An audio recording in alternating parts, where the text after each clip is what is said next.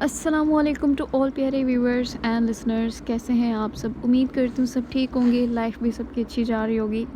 سب سے پہلے تو کل والی ایپیسوڈ کے اوپر آپ لوگوں کا رسپانس دیکھ مجھے بے حد خوشی ہوئی ہے سیریسلی، کہ میں نے آپ لوگوں کو کہا آج والی ایپیسوڈ آپ نے سمجھنے کی کوشش کرنی، اور ویسے ہی تمام ریڈرز نے اس کو سمجھ کے ریڈ کیا۔ پھر بھی درمیان میں کچھ پوائنٹس رہتے ہیں تو وہ بھی آپ کو آہستہ آہستہ کر کے کلیئر ہو جائیں گے، ٹھیک ہے؟ جو کہ آپ کو پتہ ہے کہ ایک سین میں ہر چیز کلیئر نہیں ہوتی ہے۔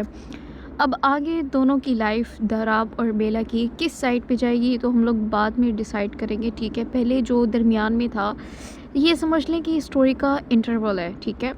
اب یہاں سے ہم ڈیسائیڈ کریں گے کہ دھراب اور بیلا کی سٹوری کو کہاں پہ لے کے جانا ہے، کس طرف لے کے جانا ہے، یہ کلیئر کرنا بہت زیادہ ضروری تھا۔ دیٹس وائی ٹارگیٹ میں نے یہاں پہ مینشن کر دیے، کمپلیٹ کر لیجئے گا۔ اور آج والی ایپیسوڈ کے اوپر بھی مجھے آپ لوگوں کا ویسا ہی رسپانس چاہیے، ضرور آپ لوگوں نے بتانا ہے کہ اب آپ لوگوں کی سوچ کیسی ہے، کیا آپ لوگوں کو لگ رہا ہے کہ بیلا غلط ہے یا ٹھیک ہے، ٹھیک ہے؟ اوکے، سٹارٹ کرتے ہیں آج کی ایپیسوڈ۔ اور سٹارٹ کرنے سے پہلے میں آپ لوگوں کو بتاؤں کہ جو خاص طور پہ میرے ریڈرز انڈیا سے ہیں ان کی ڈیمانڈ ہوتی ہے کہ پلیز وائس اوور کریں، کیونکہ پاکستان والے ریڈرز تو بغیر وائس کے بھی ریڈ کر لیتے ہیں، لیکن انڈیا والوں کو تھوڑی سی پرابلم ہوتی ہے۔ تو میں آپ لوگوں کو بتا دوں کہ یہ گڈ نیوز ہے آپ لوگوں کے لیے، آٹو ڈب سٹارٹ ہو چکی ہے، ٹھیک ہے؟ مطلب کہ اگر آپ لوگ اردو ریڈ نہیں کر سکتے ہیں تو نیچے آٹو ڈبنگ ہوتی رہتی ہے، ٹھیک ہے؟ ہندی میں آپ لوگ وہاں سے بھی ایزیلی ناول ریڈ کر سکتے ہیں۔ یہ میں اس لیے بتا رہی ہوں کہ اگر کبھی کبھی میں ایپیسوڈ وائس اوور میں نہ دے سکوں تو آپ لوگ وہاں سے بھی ریڈ کر سکتے ہیں، ایسے بھی آسانی ہو گئی ہے، ٹھیک ہے؟ آپ کو پتہ ہے 100 کام ہوتے ہیں، مصروفیات ہوتی ہیں، تو ایسے میں کبھی کبھی کوئی ایسا دن ہوتا ہے جب میں وائس اوور نہیں کر پاتی، اوکے؟ چلیں سٹارٹ کرتے ہیں۔ دھراب شدت سے اس کے جواب کا منتظر تھا۔ کمرے میں گہری خاموشی چھا گئی، صرف ان دونوں کی سانسیں آپس میں محض گفتگو تھی۔ ام کو ادھر پھینک کر میرے بھائیوں نے کبھی مڑ کر نہیں دیکھا۔ ام کو اپنی حویلی کا نقشہ بھول گیا، اور تم ام سے پوچھتا ہے کہ ام کو گل کے بارے میں علم تھا۔ اس کے لہجے میں بے اختیار قرب امڑ آیا تھا۔ یہ بھی ایک تکلیف ملنے کا نیا انداز تھا کہ اس کے نہ کردہ گناہ کو زبردستی اسی کے منہ سے سچ کروایا جا رہا تھا۔ نکاح کے بعد سے وہاج بالاج نے ایک بار بھی مڑ کر اسے نہیں دیکھا تھا، اور گل کو لے جانے کے بعد تو جیسے بیلا ولی خان کا وجود ہی ان کے لیے ختم ہو گیا تھا۔ وہ یہاں سڑ رہی ہے، مر رہی ہے، دونوں کو ہی جیسے فرق نہیں پڑتا تھا، اور اسے گل سے نفرت کیوں نہ ہوتی۔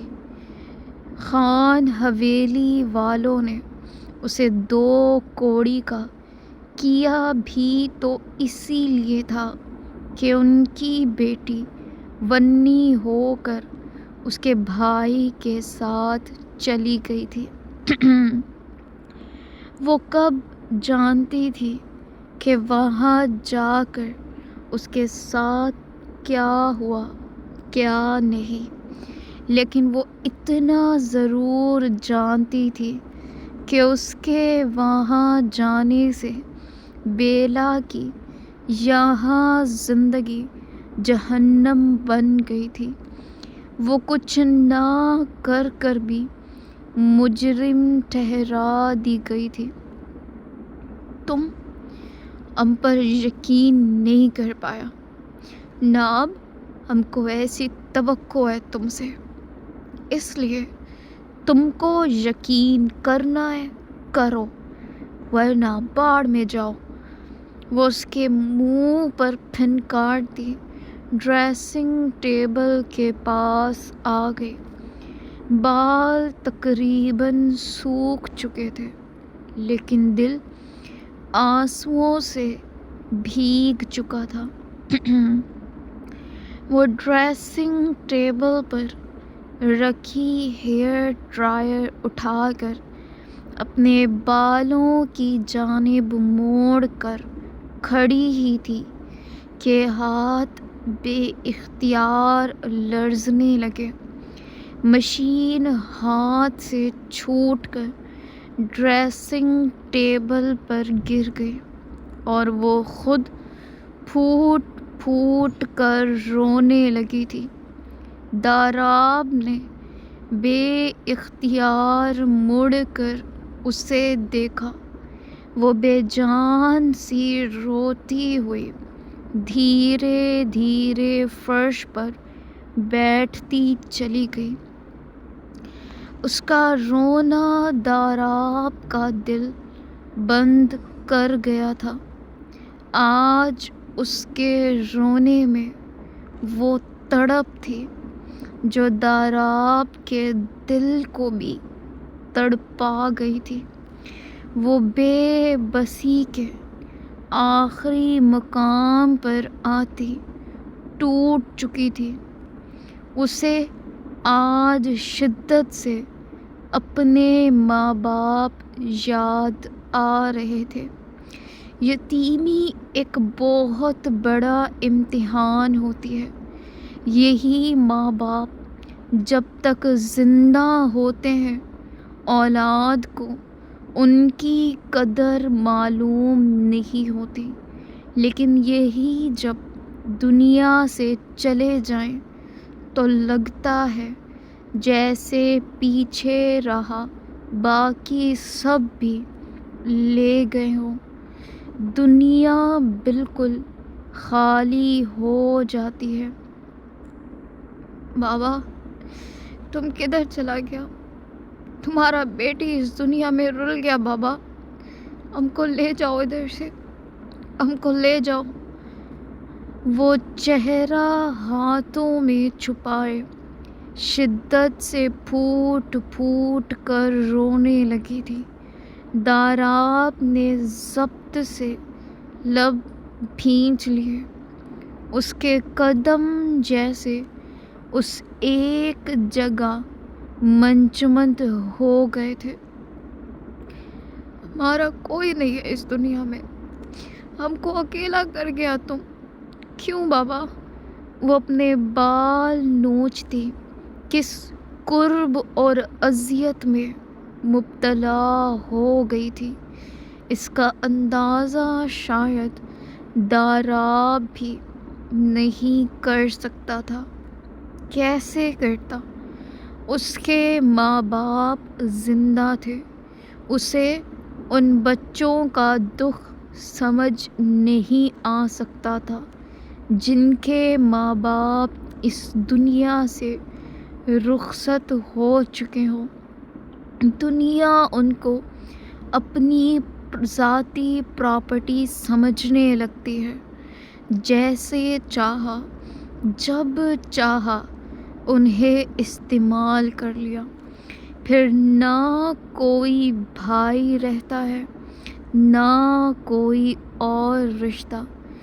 داراب وہیں کھڑے کھڑے اسے دیکھتا رہا جب اس کے چیخنے پر وہ یک دم سے لرز اٹھا تھا اور بے اختیار اس کے پاس بیٹھ کے اس کا سر اپنے سینے سے لگا گیا۔ اس کا سہارا ملتے جیسے بیلا کے رونے میں مزید شدت آ گئی تھی۔ وہ اس کی شرٹ مٹھی میں جکڑے مزید پھوٹ پھوٹ کر رونے لگی تھی۔ हमारा माँ बाप क्यों चला गया दराब, वो क्यों हमको दुनिया के रहमो करम पर छोड़ गया। वो उससे पूछ रही थी जो खुद भी इस सवाल का जवाब नहीं जानता था, लेकिन इतना ज़रूर जानता था कि आज इस 12 साल की बेला ने उस मजबूत पहाड़ी वजूद को भी लर्जा कर रख दिया था। हमारा तो कोई भी नहीं है, कोई भी नहीं। हमारा तो सगा भाई हमारा सौदा कर गया। क्यों? उसे जवाब चाहिए था, वरना वो पागल हो जाती। तकलीफ़ की शिद्दत आज उसकी जान ले लेती। दाराब ने उसे मज़ीद अपने सीने में ज़ोर से भींच लिया। बस चुप। लेकिन वो नहीं हुई थी चुप। उसे आज रोना था, खुल कर रोना था। कोई तो उसे सुनने वाला मिला था, वरना आज तक ये सारी बातें उसके अंदर रहकर जहर बनती गई थी, जिसे वो अनजाने में बाकी सब पर निकालती गई। उसमें रब की मर्ज़ी थी, हर एक को दुनिया से जाना है। वह निहायत नरमी से बच्चों की तरह उसे समझाने लगा। जब उसकी बात पर बेला ने सर निकाल कर उसे देखा, उसकी आँखों का उजड़ा हाल देख दाराब के दिल पर जैसे हाथ सा पड़ा था। तो हमारा वक्त कब आएगा? हम कब इन आजमाइशों से आज़ादी पाएगा? उसे नहीं पूछना चाहिए था ये सवाल, जिस पर दाराब को अपना सांस बेइख्तियार रुकता हुआ महसूस हुआ। तुम हमको अपनी गोली से मार दो। हाँ, तुम ऐसा करो। अब हम कुछ नहीं कहेगा, लेकिन आज हमको आज़ाद कर दो। हमको अपने माँ बाप के पास जाना है। उसकी बात पर दाराब ने ज़ब्त से चेहरे का रुख मोड़ लिया। उसकी आँखों से दो मोती टूटकर रुखसार पर बह निकले।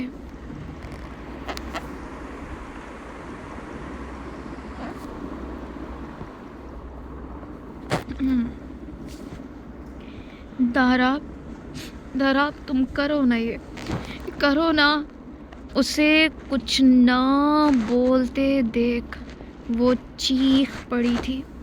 दाराब ने तड़प कर उसे फिर से खुद से लगा लिया। पागल मत बनो, संभालो खुद को। वो उसके बाजू को सहलाते उसके सर पर अपने लब टिका गया। आज ये सहारा उस डूबती हुई लड़की को किनारा दे गया था। वो मज़ीद दाराब से लिपट कर हिचकियों में रोती रही थी। दाराब को वहाज और बालाज पर बेइख्तियार शदीद गुस्सा आया। जिन दरिंदों ने अपनी बहन को नहीं बख्शा था, वो उसकी बहन को कैसे बख्श देते। वो इन्हीं सोचों पर मुट्ठी ज़ोर से भींच गया। ज़ाले अपने बाबा को दाएं से बाएं चक्कर काटते हुए टुकुर टुकुर देख रही थी। اسی وقت زمل بھی آ گئی۔ جب کمرے میں داخل ہوتے اس کی نظر اپنے حبی جان پر پڑی۔ وہ بلیک پینٹ اور بلیک ہی بٹنوں والی شرٹ میں بلا کا ہینڈسم اور جاذب نظر لگ رہا تھا۔ اوپر سے اس کی ستوا سی ناک پر بیٹھا اس کا کیوٹ سا غصہ۔ اس کے 2 فٹ کے بیٹے نے صحیح ابھی سے اسے ناکوں چنے چبوا دیے تھے۔ کسی نے بڑے غرور سے کہا تھا کہ میں سنبھال لوں گا، اب کیوں خون جلا رہے ہیں؟ وہ دونوں ہاتھ پیچھے باندھتی شرارت سے بولتی ہوئی اندر آئی۔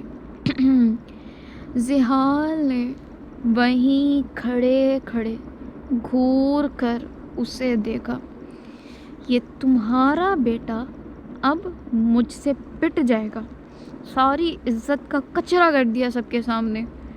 وہ سچ میں اب اس چھوٹے پاشا کی ٹیوننگ کرنے والا تھا۔ خبردار، جو میرے بیٹے کو اس نظر سے دیکھا بھی، مجھ سے برا کوئی نہیں ہوگا۔ وہ عین تن کر اس کے مقابل آتی انگلی دکھا کر بولی تھی۔ زحال نے ایک نظر اسے اوپر سے نیچے ایسے دیکھا جیسے کہنا چاہتا ہو ایک پھونک ماری تو اڑتی ہوئی یہاں وہاں دکھو گی۔ زمل خان افندی سے پنگا از ناٹ چنگا، اوکے؟ اس نے کہا تھا لیڈی باس بنو، وہ اسی پر اپلائی کرنے لگے گی، یہ اسے اندازہ نہیں تھا۔ اچھا تمہیں وہ زمل کی کلائی تھام کر اسے ایک جھٹکے میں اپنی جانب کھینچتا اس کی گردن پر پوری شدت سے اپنے دانت گاڑ گیا۔ اس کی اس اچانک جان لیوا جسارت پر زمل نے تڑپ کر اس کا کالر مٹھی میں جکڑ کر اپنا سانس روک لیا تھا۔ بیٹا نہ سہی تو اس کی ماں تو ہے نا۔ وہ ایک ساتھ ہی 3-4 ایسی گہری سوگاتیں دیتا زمل کے خفت سے پڑتے سرخ چہرے کو دیکھنے لگا۔ وہ دیکھتی رہی، آخر میں اس کے سینے پر دے دھڑا مکوں کی برسات شروع کر دی۔ یوں گندے ابھی میں جان لے لوں گی آپ کی۔ وہ بے رحم بنی اس پر اپنا سارا غصہ نکالنے ہی لگی تھی جب زحال کا اچانک پیر پھسلتے دونوں دھڑام سے بیڈ پر جا گرے تھے۔ وہیں زالے بھی بیٹھی دونوں کو دیکھ رہی تھی۔ جب ان کو ایسے گرتے دیکھ وہ اپنے ننھے ہاتھوں سے تالیاں بجانے لگی۔ باباوین، میرے بابا جیت گئے۔ حالانکہ وہ زمل کے نیچے تھا اور وہ اس کے اوپر، پھر بھی زالے افندی کے لیے اس کے بابا ونر تھے اور رہیں گے۔ تھینک یو میرا بیٹا۔ بابا یہ جیت اپنے پرنسس کے نام کرتے ہیں۔ وہ زالے کے گال پر چٹکی بھرتا زمل کی جانب دیکھنے لگا جو اتنے قریب سے اس دشمن جاں کو دیکھ سب بھول گئی تھی۔ کبھی کبھی تو وہ اس لیے بھی اسے نظر بھر کر نہیں دیکھتی تھی کہیں اس کی اپنی ہی نظر نہ لگ جائے، لیکن وہ تو جیسے سارا حسن ہی اپنے حصے میں لکھوا آیا تھا۔ اسے دیکھ دیکھ کر دل ہی نہیں بھرتا تھا۔ کیا دیکھ رہی ہے میری وائفی؟ پیار سے اس کے چہرے پر جھولتی لٹ پیچھے کی۔ یہی کہ مجھے بچپن سے پتا ہوتا کہ میری قسمت میں آپ جیسا شخص لکھا ہے تو میں کبھی سیڈ ہی نہ ہوتی۔ اس کے ذہن کے پردے پر وہ دن، وہ پل ایک ایک کر نقش ہو چکے تھے۔ ذہال اس کے چہرے کو دیکھے گیا۔ وہ 12 سال کی تھی جب اس کی نظر اس لڑکی پر پڑی تھی۔ وہ تو بے رحم درندہ مشہور تھا جس کے اندر دل نہیں پتھر فٹ تھا، جو اپنے بھائیوں کا بدلہ لیتے لیتے اپنے آپ کو بھول گیا تھا۔ پھر وہی 12 سال کی بچی تھی جس کے چہرے نے اس کے اندر کے ذہال کو جگایا تھا، لیکن تب وہ خود اپنے جذباتوں سے واقف نہیں تھا۔ بھلا ایک 12 سال کی بچی کو دیکھ وہ سب سوچنا فضول تھا۔ تب ہی وہ خود اس سے دور چلا گیا تھا، لیکن یہ بھی اس کی سوچ تھی۔ اس دن کے بعد سے ایک بھی رات ایسی نہیں گزری تھی جس میں اس نے اس معصوم چہرے کو یاد نہ کیا ہو۔ اس کے بھائیوں کو ماں چاہیے تھی، وہ یہ نہیں بتا سکا کہ اس کا دل خود ایک بچی پر آ گیا ہے۔ اس کے 18 سال کے ہوتے قدرت نے پھر سے اسے پاشا کے سامنے لا کھڑا کیا تھا، جسے دیکھ وہ اپنا ضبط توڑ چکا تھا، اور آج وہ اس کے پاس اس کے پہلو میں تھی۔ ماں یوں دھش دھش بابا ماما، اب بابا کے ساتھ فائٹ کر رہے ہو؟ وہ ننھا فرشتہ ان دونوں پر جھکے معصومیت سے پوچھ رہا تھا۔ جب ذہال کی نظر اس پر پڑی، وہ زمل کو چھوڑے زامل کو پکڑ گیا۔ وہ اس شیر کی کھچار میں پھنستے بری طرح سے چیخنے لگا تھا۔ ہاں تم بتاؤ، تمہارا دنیا میں آنے کا مقصد ہی اپنے باپ کی عزت کا کچرا کرنا ہے؟ ہاں؟ وہ زامل کو نرمی سے بیڈ پر پٹکتا تڑک کر پوچھ رہا تھا۔ نہ می ناراض نہیں، میں ناراض ہوں۔ وہ پہلے ہی ہتھیار پھینکتا منہ پھلا گیا۔ زمل زالے کے ساتھ مل کر ان دونوں کی فائٹ مزے سے انجوائے کرنے لگی۔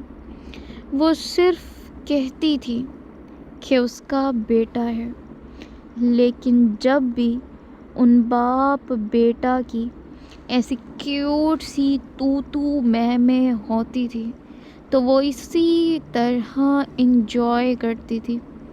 ناراض میں ہوں آپ سے، آپ نے سب کے سامنے بابا کے ساتھ برا کیا، وہ اب اس چھوٹی پارٹی کو اپنے سامنے بٹھا کر اختلافات دور کر رہا تھا۔ نہ جامی ناراض نہ نہیں زامی سے ناراض نہیں ہونا، اپنے باپ کی ناراضگی سے تو اس کی جان نکلتی تھی۔ تو پھر آپ کو ایسا نہیں کرنا چاہیے تھا نا۔ اب سب بابا کو ڈانٹیں گے۔ وہ جان بوجھ کر یہ بات کہہ رہا تھا تاکہ اس کا ریاکشن دیکھ سکے۔ اس کی توقع کے عین مطابق اس نے وہی جواب دیا تھا۔ می دشم دشم یو می بابا، میں ماروں گا سب کو، آپ میرے بابا ہو تو آپ سوری کرو ورنہ میں جا رہا ہوں۔ وہ واقعی بیڈ سے اترنے لگا تھا جب زامل لپک کر چھپکلی کی طرح اس کے سینے سے چپک گیا۔ ایک تو ننھی سی جان اس پہاڑی وجود کے آگے دکھتی بھی اور چھوٹی تھی۔ شوئی می بابا، شوئی سوری میرے بابا سوری۔ وہ زحال کے گال چومتا محبت سے بولا۔ زالے بھی اٹھ کر اس کی دوسری جانب آتی اپنے بابا کو پیار دینے لگی۔ ان تینوں کو ایسے دیکھ زمل کیوں پیچھے رہتی، وہ بھی جھٹ سے ان کے ساتھ لپٹ گئی۔ زحال نے بازو پھیلا کر تینوں کو اپنی آغوش میں بھر لیا۔ یہاں زندگی مکمل تھی، اسے اور کسی چیز کی خواہش نہیں رہی تھی۔ فارم ہاؤس پر اب تک وہی خاموشی برقرار تھی کیونکہ ایک بھی ملازم واپس نہیں آیا تھا، یا شاید زریاب نے کسی کو آنے نہیں دیا تھا۔ ایک گہرے سناٹے نے پورے فارم ہاؤس کو اپنی لپیٹ میں لے رکھا تھا۔ یہی سناٹا تو ان کے اندر بھی تھا، لیکن کوئی سمجھے تو صحیح۔ تب ہی خاموش فضا میں دروازے کے چرچرانے کی آواز آئی۔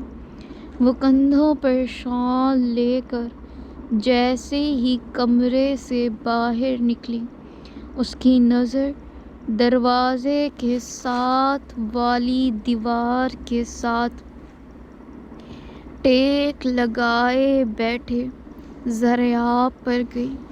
وہ گردن دائیں جانب پھینکے گہری نیند میں تھے۔ شاید رات بھر وہ یہیں رہے تھے۔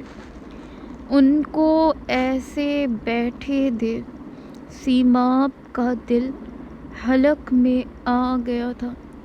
وہ تڑپ کر ان کی جانب بڑھنے ہی لگی تھی جب کچھ الفاظوں نے اس کے قدم وہیں جکڑ لیے۔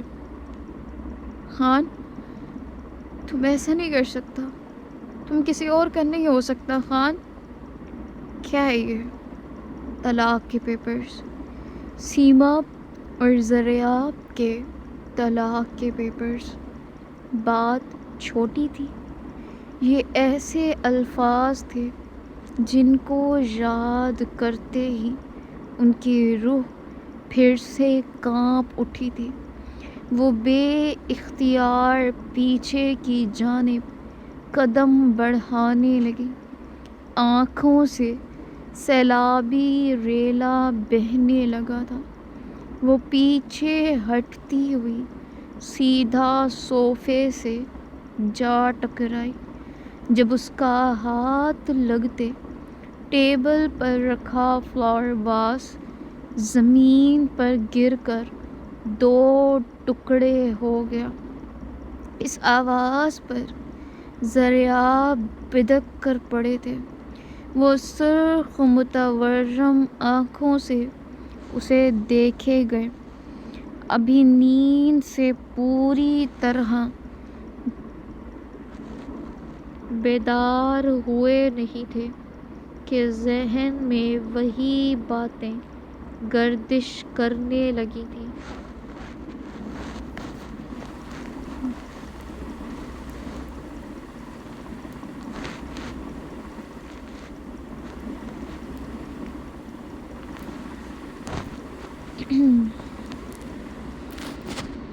خان ان کے لبوں سے اپنے لیے خان سنتے سیماب کا دل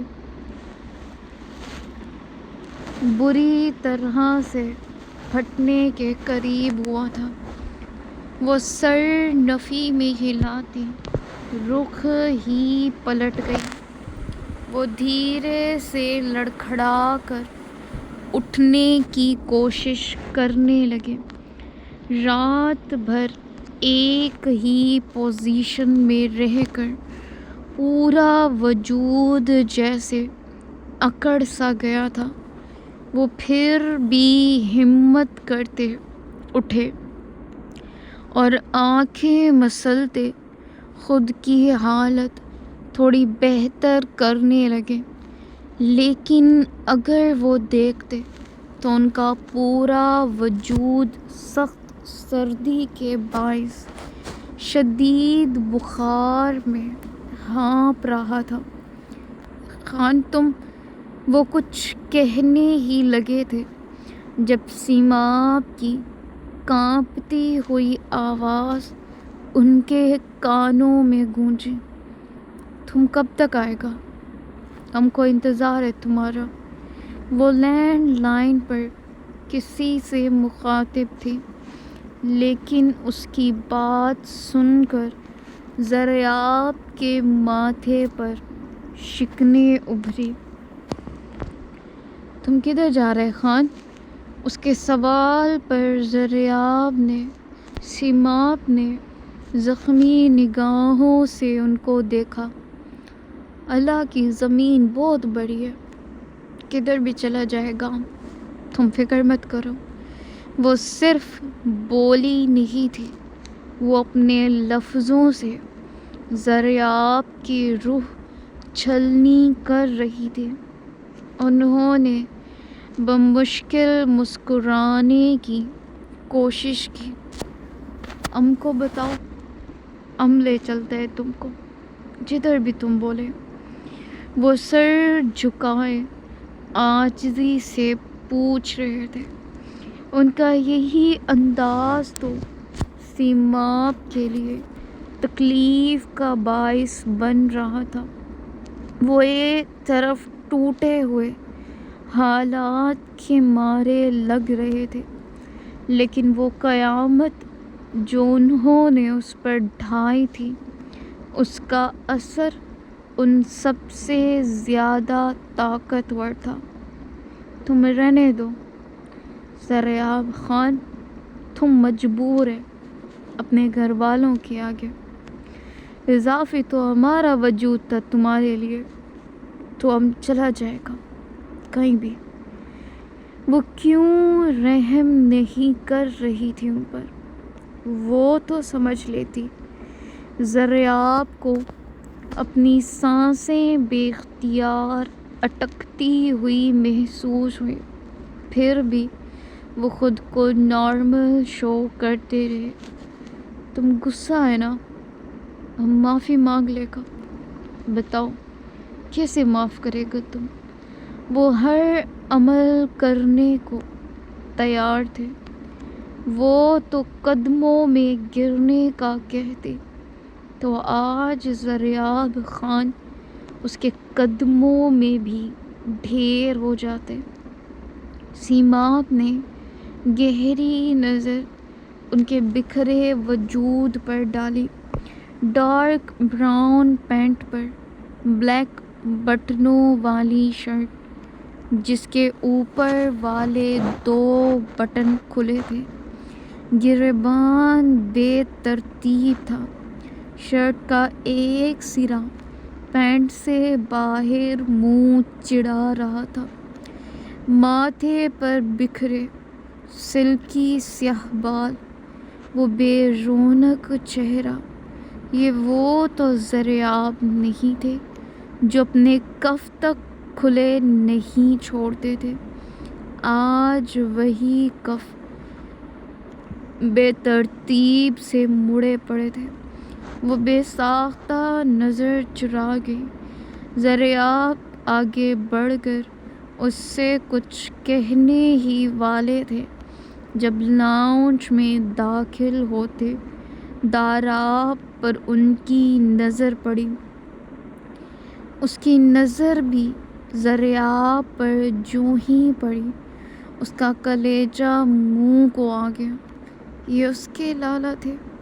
وہ تڑپ کر ان کی جانب بڑھنے ہی لگا تھا جب اس کی سماعتوں میں سیماب کے کچھ دیر پہلے والے الفاظ گونجے، آج تم ہمارا بھائی بن کر لے کر جائے گا ہم کو۔ ایسا کر سکتا ہے تو ہم کو ادھر سے لے جاؤ، ورنہ ہم خود کہیں چلا جائے گا۔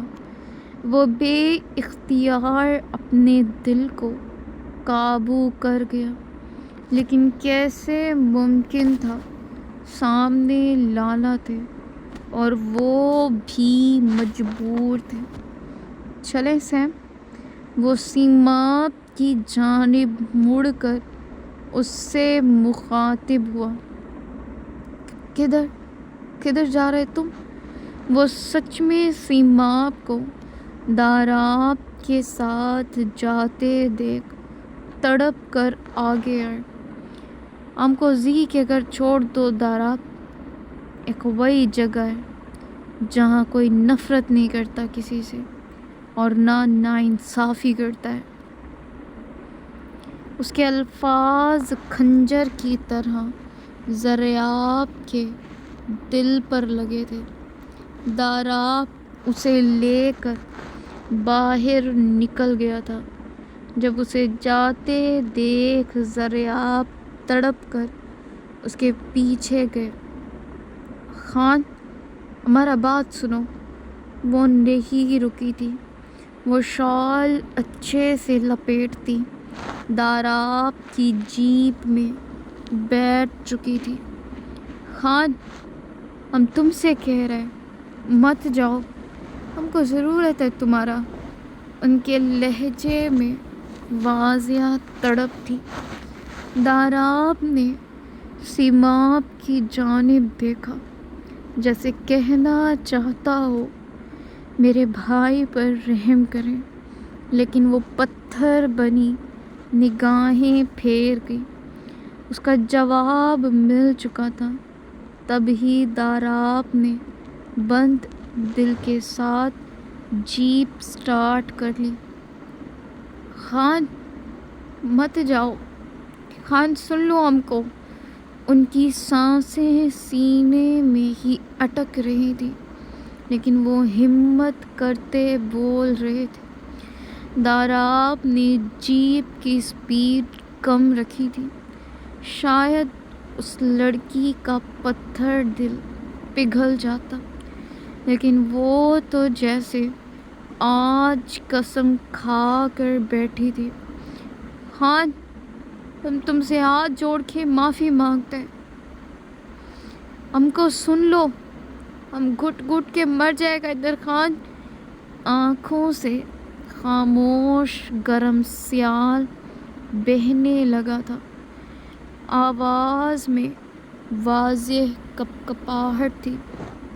خان، اب مر جائے گا، ہم کو سن لو۔ وہ آخر میں دھیمے پڑتے بے جان سے ہوتے وہیں بیٹھتے چلے گئے، لیکن جیپ نہیں رکی۔ داراب روکنا چاہتا تھا، لیکن سیماب نے اس کی جانب جن نظروں سے دیکھا تھا وہ مجبور ہوتے جیپ فارم ہاؤس سے نکال لے گیا تھا۔ وہ وہیں بیٹھے اپنی قسمت کا ماتم کرنے لگے تھے۔ یہی تو اب انہیں کرنا تھا، لیکن جو آنسو نکل چکے تھے وہی تھے۔ آگے تو جیسے آنکھیں بھی خشک ہوتی، ایک بھی آنسو بہانے سے قاصر تھیں۔ وہ شل ساخت بیٹھے رہے، جبکہ ٹھنڈی ہواؤں کے سرد جھونکے ان کے جلتے وجود کو مزید جھلسانے لگے تھے۔ شام کی مدھم روشنی فارم ہاؤس کے پچھلے لان میں پھیل رہی تھی۔ گھاس پر لگی فیری لائٹس پورے ماحول کو نرم سنہری چمک میں نہلا رہی تھی۔ درمیان میں رکھی لمبی لکڑی کی میز پر رنگ برنگی موم بتیاں جل رہی تھیں، جن کی خوشبو ہوا کے ہر جھونکے کے ساتھ پھیل کر ایک خاص سا سکون دے رہی تھی۔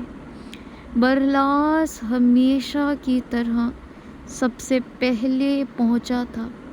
ہاتھ میں کیتلی پکڑے وہ چائے بنا رہا تھا۔ جو گھر میں کسی کام کو ہاتھ تک نہیں لگایا تھا، وہ یہاں سب کے لیے الیکٹرک کیتلی میں چائے بنا رہا تھا۔ اس کے چہرے پر ایک اپنی مخصوص شرارت بھری مسکراہٹ تھی۔ آخر کار تم لوگ آ ہی گئے، وہ بلند آواز میں بولا، جب باقی دوست ایک ساتھ لان میں داخل ہوئے۔ منہا ہنستے ہوئے آگے بڑھی۔ مجھے لگ رہا تھا آج کی دعوت میں تمہارے ہاتھ کی چائے ملے گی۔ برلاس نے مصنوعی سا اسے گھورا۔ وہ اس کے دوست کی جی ایف ہونے کے عہدے پر فائز تھی، تب ہی وہ اسے عزت سے پکارتا تھا۔ خوش قسمتی ہے تم لوگوں کی جو برلاس شاہ کے ہاتھ کی چائے مل رہی ہے، ورنہ میں اپنے ہاتھ کا زہر بھی نہ دوں کسی کو۔ وہ سر جھٹکتے ایک شان سے بولا تھا۔ سب نے بیک وقت او کا شور مچایا۔ حارث ہاتھ میں چپس کا بڑا پیکٹ لیے آیا اور زور سے بیچ میں بیٹھ گیا۔ یہ بتاؤ کہ آج پلان کیا ہے؟ تم نے تو واٹس ایپ پر صرف یہی لکھا تھا کہ آج سب کے چہرے خوش ہونے چاہیے۔ اب یہ کس قسم کا فلسفہ ہے بھائی؟ برلاس کرسی کے پشت سے ٹیک لگا کر بیٹھ گیا۔ خواتین و حضرات، بتانا یہ تھا کہ آج برلاس شاہ ریس اپنی بائک سے جیتے گا۔ اس کی بائک کا سنتے ہی سب کی آنکھیں چمک اٹھی تھیں، کیونکہ وہ بھی اسپیشل اس کے باپ نے اس کے لیے خود موڈیفائی کی تھی۔ ماحول ایک دم نرم سا ہو گیا۔ اسی لمحے ایک اور دوست اسپیکر آن کر کے آگے آیا اور ہلکی مگر مزیدار بیٹ بجنے لگی۔ سب کے چہرے مزید کھل گئے۔ برلاس نے چائے کے کپ سب کے سامنے رکھے اور خود اپنا کپ اٹھا لیا۔ دوستوں کے نام جو ہمارے ہر اچھے برے دن کو قبول کرتے ہیں اور پھر بھی ساتھ چلتے ہیں۔ سب نے یک زبان ہو کر کپ ٹچ کیے۔ ٹھنڈی شام، ہلکی موسیقی، ہنسی، ٹھنڈی ہوا اور مٹی کی خوشبو اور درمیان میں بیٹھے وہ 5 لوگ جن کے درمیان دوستی ایسی تھی جیسے کسی کہانی کا سب سے خوبصورت موڑ۔ لیکن تب ہی ایک شخص ہوڈی میں چہرہ چھپائے زرد بلب کی روشنی میں نمودار ہوا۔ اس کی آنکھوں کا رنگ اس زرد بلب میں مزید وحشت کا لبادہ اوڑھ گیا تھا۔ یہ تو واقعی عام سا چھوٹا بچہ ہے، اسے پکڑنا آسان ہے۔ زارق کی نگاہیں برلاس کے چہرے پر ہی ٹکی تھیں۔ زارق کی نگاہیں برلاس کے چہرے پر ہی ٹکی تھی۔ کثرت سے کی گئی جم نے بھلے اس کے جسم کو مکمل کر دیا تھا کہ وہ لمبے قد کاٹ والا خوبصورت نوجوان لگتا تھا، لیکن اس کے شگل میلے اب بھی بچوں جیسے تھے۔ زارق کی بات پر اس کے کانوں میں لگے ایئر بڈ سے ابراہیم کی پرسکون سی سانس خارج ہوئی۔ اسے عام نہ سمجھو، وہ ہماری کامیابی کی چابی ہے۔ تو پھر رکھیں فون، میں ذرا اس چابی کا اچھے سے جائزہ لے لوں۔ وہ تیکھی اسپاٹ نظروں سے برلاس کو دیکھتا کال بند کر گیا۔ سو ویورس، یہ تھی آج کی ایپیسوڈ۔ امید کرتی ہوں آپ کو پسند آئی ہوگی اور آپ لوگ ریڈی ہوں گے اس نئے ٹویسٹ کے لیے۔ اپنا پیارا پیارا سا رسپانس کریں اور یہ بھی بتائیں کہ کون کون انڈیا سے ریڈ کر رہا ہے اور سن رہا ہے۔ ٹیک کیئر، اللہ حافظ۔